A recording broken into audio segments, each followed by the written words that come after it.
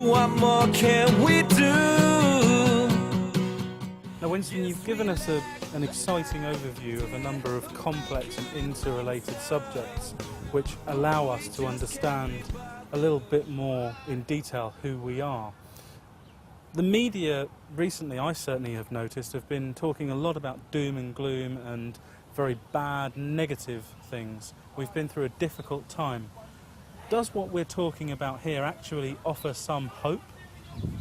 Yes, I believe so. I think the only doom and gloom that we're looking at is what's going to happen to the bankers who have been causing so much havoc in the world.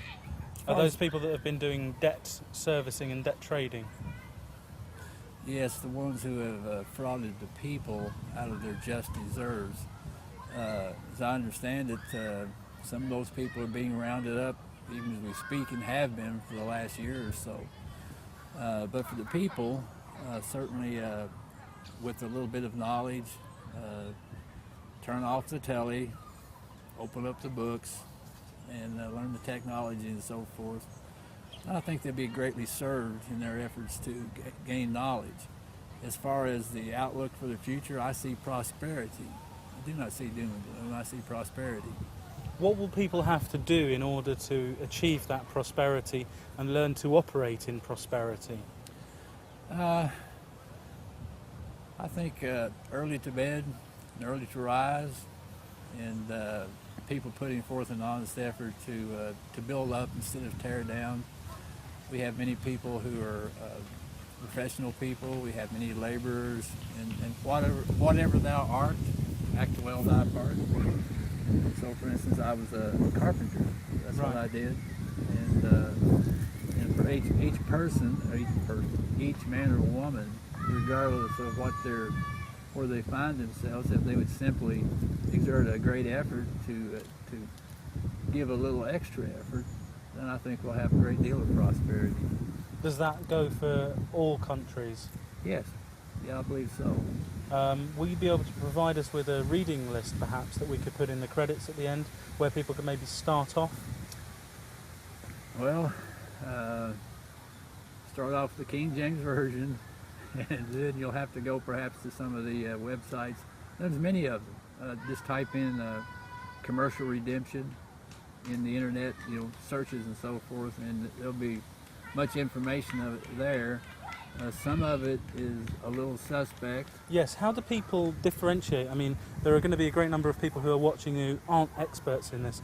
How should they verify the information that they receive? Because I believe that there are efforts to prevent this information coming out. That's correct. I think a comparison would be in order. Take the fiction and compare it with reality and see if it squares up. We have said many times that for any system to be correct, that it has to comply with natural law.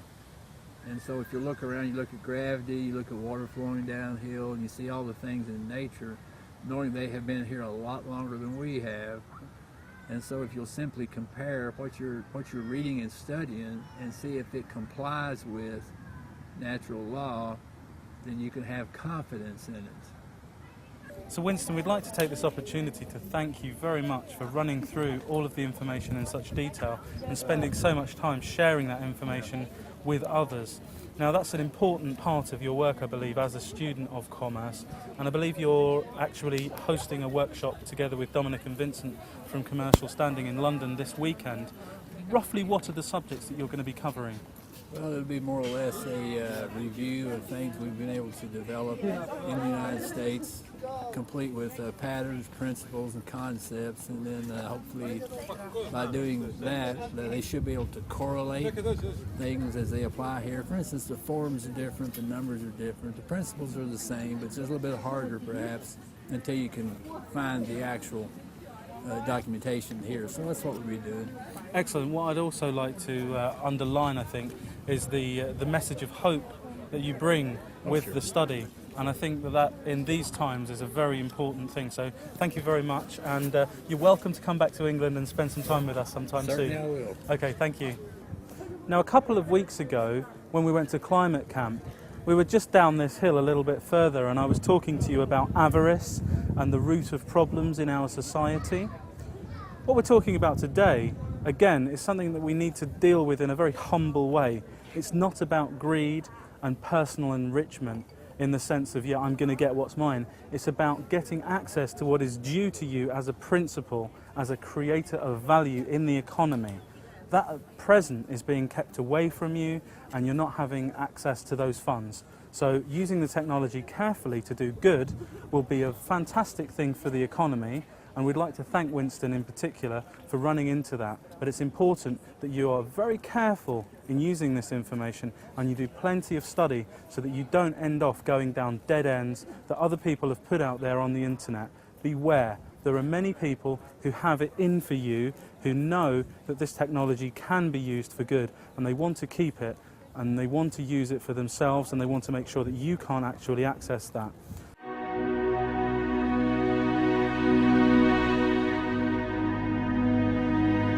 Loretta, I'll always love you.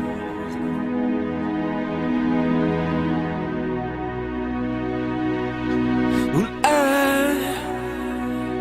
I don't enjoy you, and you know you don't enjoy me. We know we don't enjoy nothing about being me and you, but we like the idea of making it better, but we just can't be bothered. So what more can we do?